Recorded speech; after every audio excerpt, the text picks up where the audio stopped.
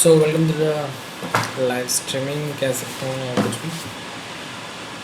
भारद्वाज की नोट में आपका बहुत बहुत स्वागत है दोस्तों। आज का हमारा ये है कि अबाउट द पीजी।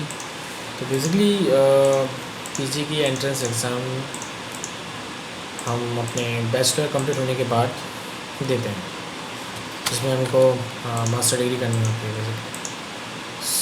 वो इस साल 2022 में अराउंड शेड्यूल आ चुका है।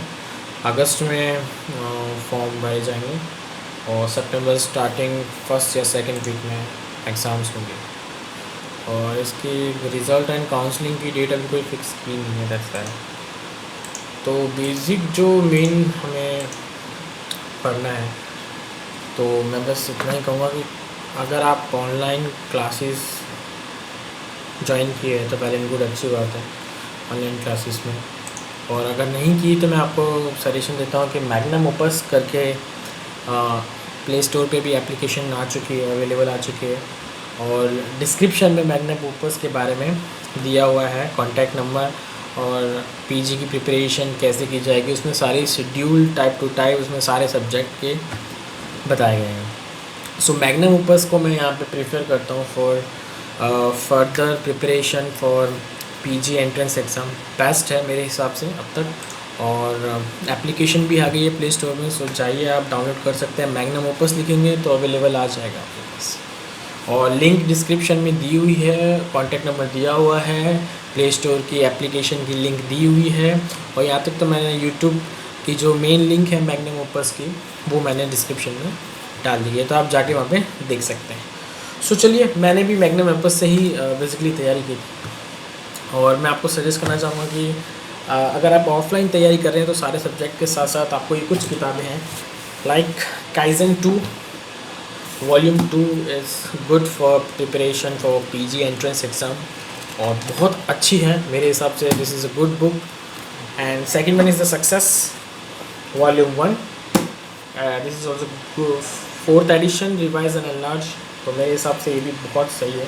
और एक अगर आपको प्रैक्टिस करनी हो तो टर्निंग पॉइंट करके आती है, और ये सारी डिस्क्रिप्शन में दी हुई है मेरे इसी वीडियो के नीचे, तो आप वहाँ पे जाके आप देख सकते हैं। मैंने अमेज़ॉन के अंदर भी जो लिंक है वो मैंने प्रोवाइड कर दी है, सो आप आराम से वहाँ पे देख सकते हैं। सो चलिए हम स्टार्ट करते हैं। बेसिकली मैंने आगे फर्दर स्टडी मतलब पहले मैं कर चुका हूँ, बट हम स्टार्टिंग से टॉपिक उठाते हैं। दैट्स गुड कि हम स्टार्टिंग से उठाएंगे, तो ये हमारे लिए एक बेनिफिट रहेगा। मैं बता देता हूँ मैग्नम ओपस में बेसिकली क्या है कि आपको एक ड्राइव में देंगे, अगर आप फीस फिल करोगे भाई अराउंड 8 to 9 मंथ का कोर्स होता है। एंड दैट्स ऑसम मेरे हिसाब से। This is the best for preparation for PG.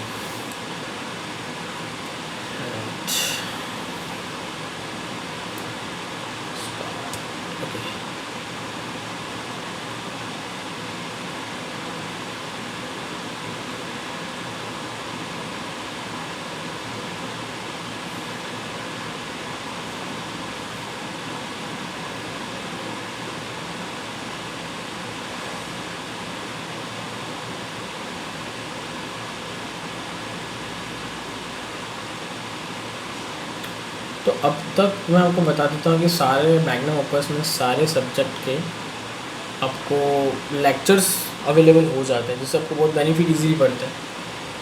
That's good. चलिए हम स्टार्ट करते हैं सीधा। देखो, notebook and pen is compulsory मेरे हिसाब से।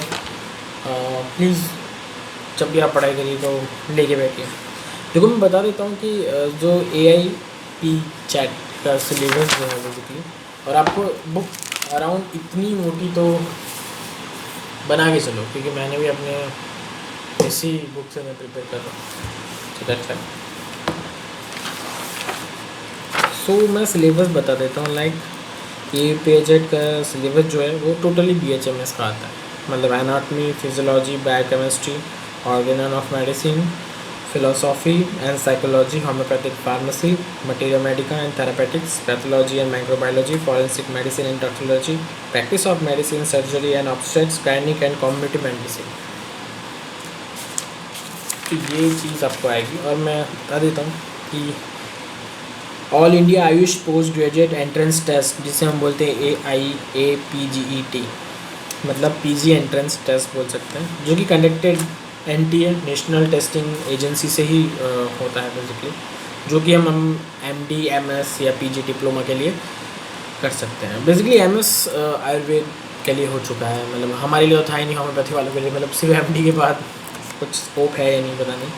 काउंसलिंग हेल्ड होगी हमारे AACCC, मतलब Ayush admission central counselling committee से।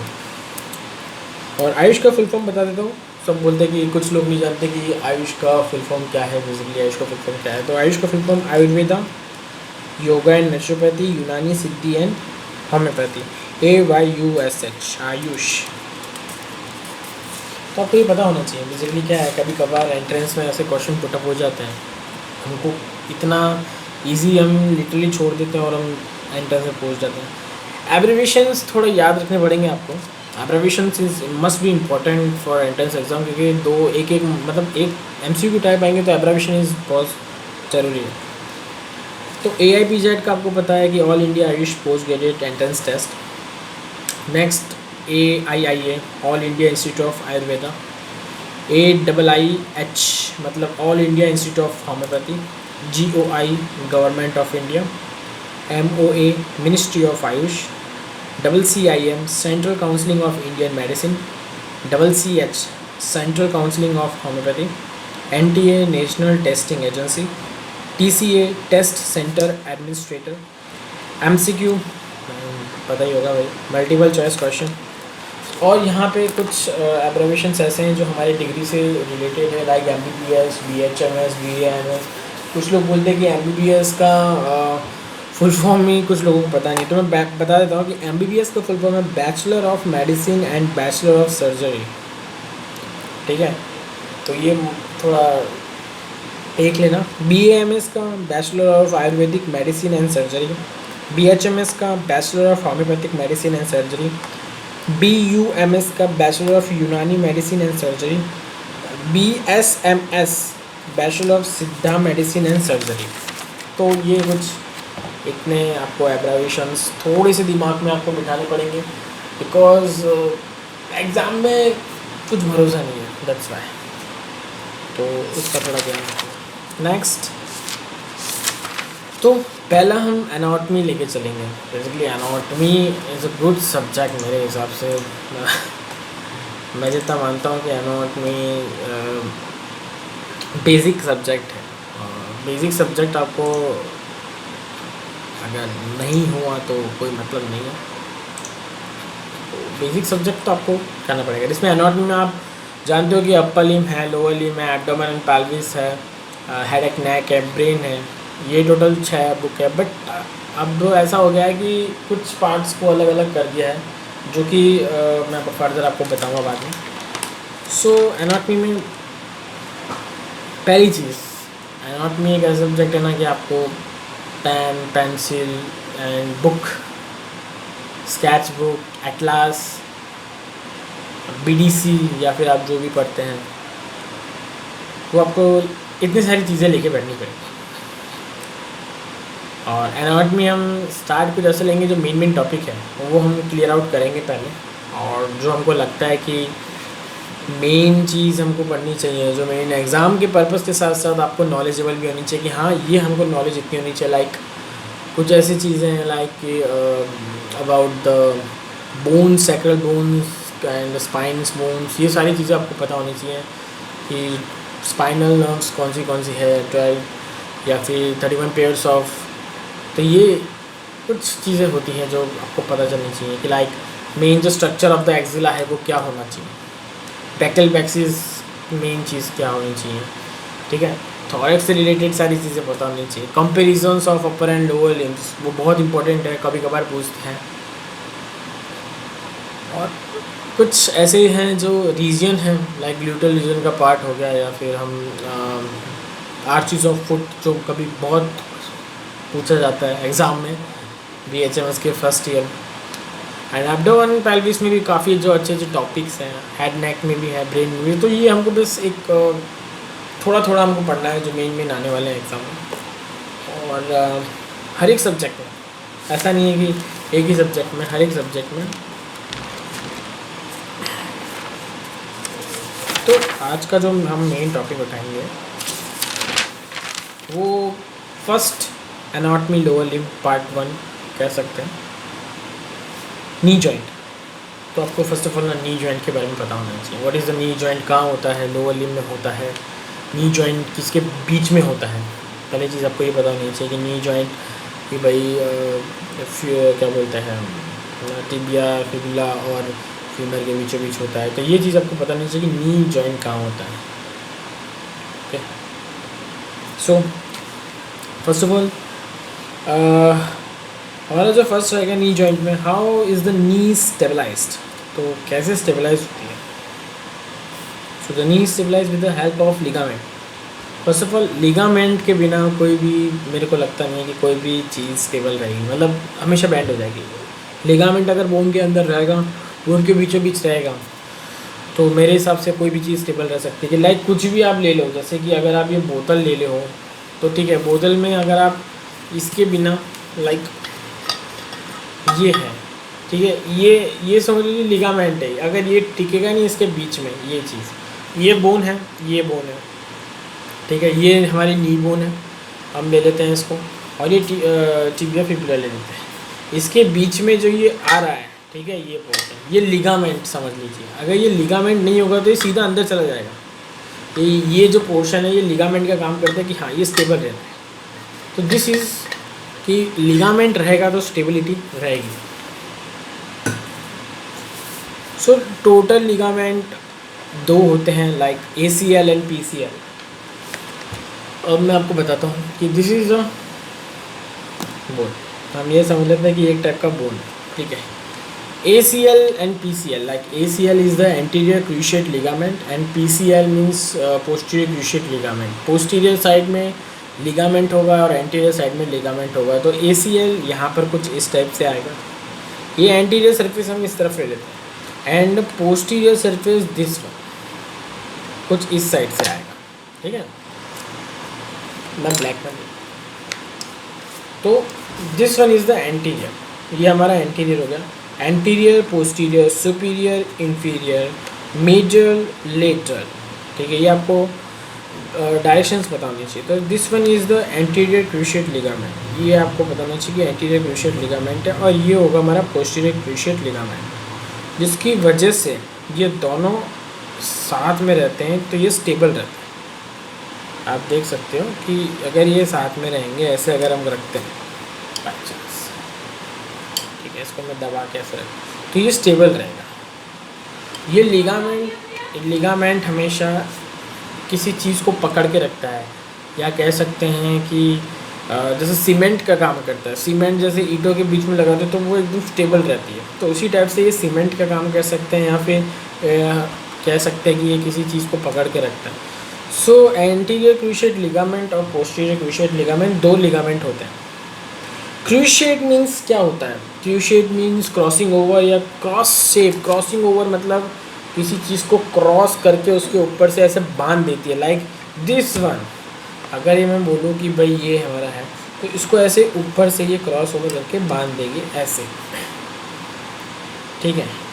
एंटीरियर क्रूशिएट लिगामेंट ये कुछ इस साइड से ऐसे आएगी क्रॉस में, और पोस्टीरियर लिगामेंट ये कुछ इस तरफ से आएगी, ऐसे कुछ डिज़ाइन रहेगी, या तो कुछ ऐसे या तो फिर कुछ ऐसे, 2 टाइप से ऐसे रहेगी। तो क्रूशिएट मीन्स होता है क्रॉसिंग ओवर।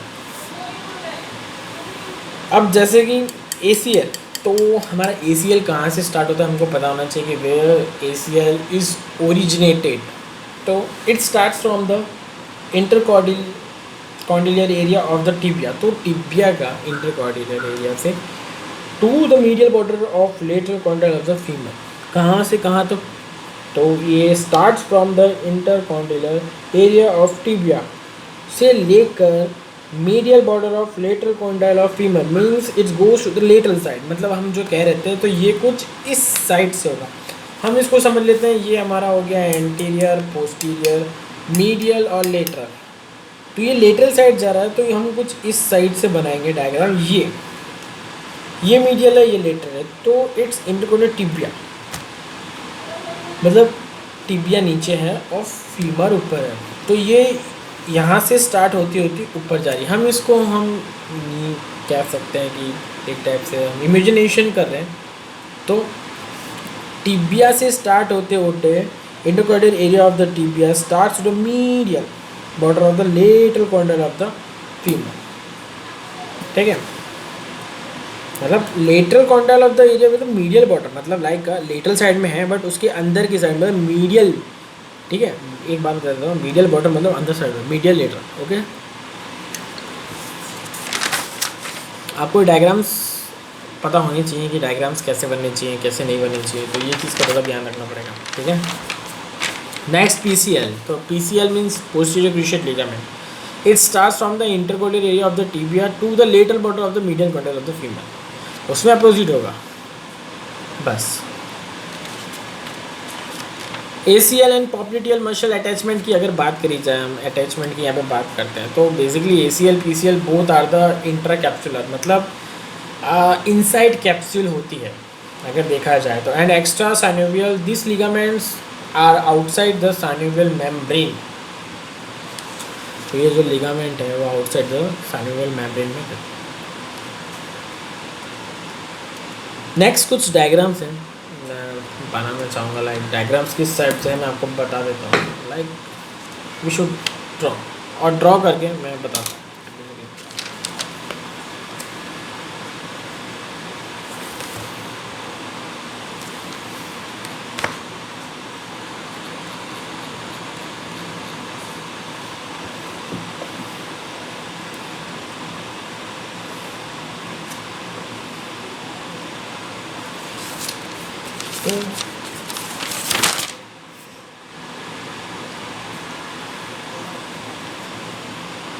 पहले मैं आपको ना अराउंड बता देता हूँ कि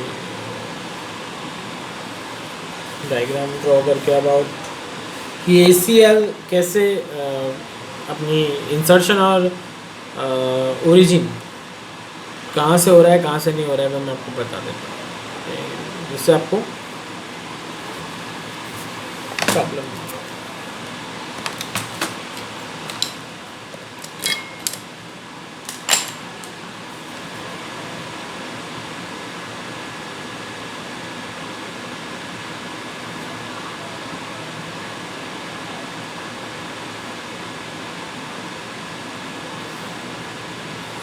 मतलब आपको ये पता होना चाहिए कि कौन सी बोन्स कहाँ हैं, तो वो आपको एक चीज़ का ये अंदाज़ा होना चाहिए।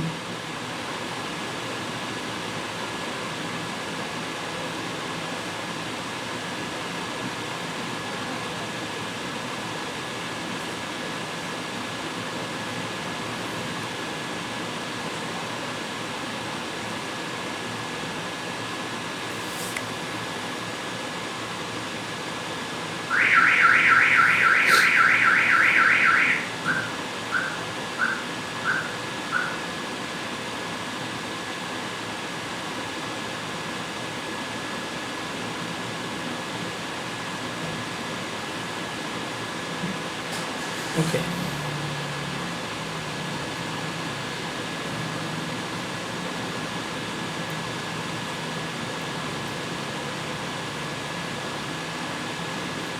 तो अगर जैसे कि आप देख सकते हो लाइक, ठीक है मैं थोड़ा जूम करके दिखा दूँगा।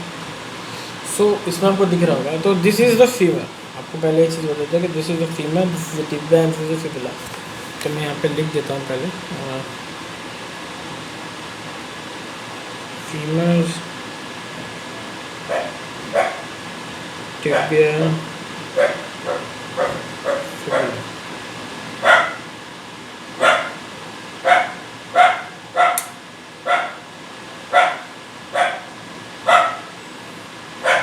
Fibula and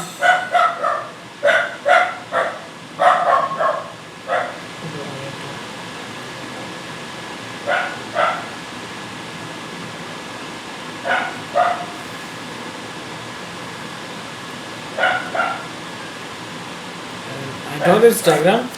So this is the tibia, this is the fibula, ठीक है, and this one is the femur. So tibia से यहाँ से हम ओरिजिन स्टार्ट हो गए, दिस वन आप देख सकते हैं। this one is the part that starts its origin, and this is the insertion part. This is the ACL, anterior cruciate ligament.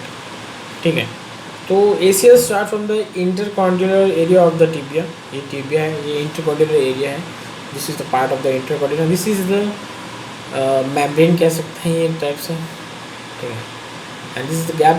There is a knee joint present. This one is the surface of the knee joint. Wait a minute. This is the surface of the knee joint.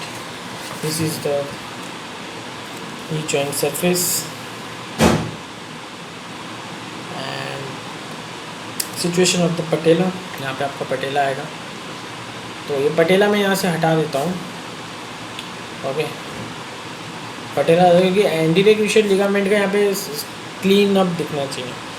And insertion this is the part two medial border of the lateral quantal of the femur. यहाँ पे medial border जैसे कि आप देख सकते हैं, तो मैं आपको बता देता हूँ कि ये जो पोर्शन होगा वो मीडियल बॉर्डर होगा, and this is the lateral part.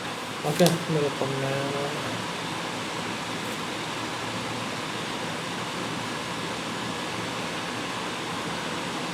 Red pen से कर देता हूँ. So this is the portion is the medial part. This is the lateral part. We can say that the middle border of the lateral condyle of the femur. This is the condyle. Okay, this is the condyle part. और ये this is the insertion. I लिख सकते हैं. And this part is the origin. ACL start from the intercondylar of the tibia. This is the intercondylar portion of the tibia. तो यहाँ से start होके यहाँ पर ACL होती है. ओरिजिन से लेके इंसर्शन यहाँ पे होती है. Next we go to the about the synovial joint ACL PCL. आपको तो पता ही होगा कैप्सूल के अंदर. सो फर्स्ट टॉपिक हमारा यहाँ पे क्लियर होता है कि what is the ACL and PCL. How knee stable due to the ligament. Which ligament? Two ligament. What was the two ligament name? First one is the ACL, second is the PCL. And ACL means anterior cruciate ligament and PCL means posterior cruciate ligament. This is the two ligament that stable the knee with this shock absorb. कह सकते हैं कि ये shock absorb होती है. अब उसी के बारे में हम shock absorb के बारे में, how does the knee absorb the shock? That is the second point. ठीक है, तो ये सेकंड पॉइंट हम कल से स्टार्ट करेंगे, बिकॉज आज ना फर्स्ट डे है, तो ज़्यादा लोड नहीं होना चाहिए. आपको पता होना चाहिए कि कौन सी बुक कौन सी चीज़ है और कौन सी क्या बोलते हैं, आपको ऑनलाइन कोचिंग करना चाहिए. तो दिस इज़ द पार्ट्स. और मेरे हिसाब से इतना आज का ACL PCL आपको पता होना चाहिए, मतलब जनरल नॉलेज के लिए स्टार्ट हम लेते हैं. ठीक है,